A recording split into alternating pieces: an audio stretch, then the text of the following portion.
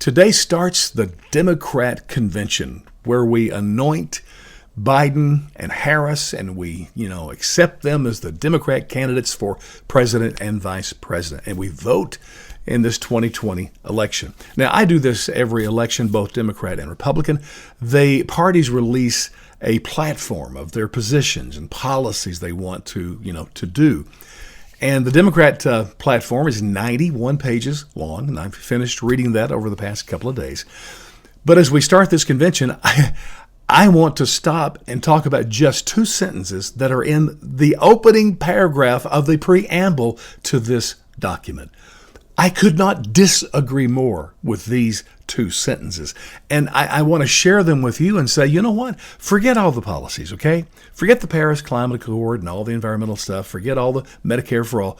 These two sentences really encapsulate the philosophy of the Democrat Party. And you have to realize that everything that's in their policy statements, all the issues flow out of this basic worldview. Two sentences. So let me share these with you, and then you can decide, hey, I agree with these or I don't. Because if you agree with these, then, hey, you certainly need to vote Democrat up and down the ticket. So the first sentence, again, in the first paragraph in the preamble to this document, I quote, "Americans believe that diversity is our greatest strength." No, I don't. I can't speak for other Americans, but that's a joke statement to me.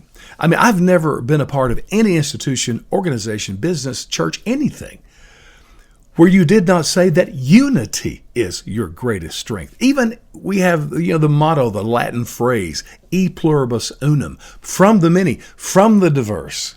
One. We become one. The strength is in the one, not in the diversity. And listen, it's what a great thing about this country. We have certainly people from every tribe in the world, every religious background, cultural background. I mean, you go through it. Yet we all come together, and the strength is just in that, the unity. The second comment makes me mad, okay? And it says, protest is among the highest forms of patriotism. Okay, no, all right? Absolutely not. I even looked up the definition in Google of patriotism. Here's what it said. Patriotism is devotion and vigorous support for one's country.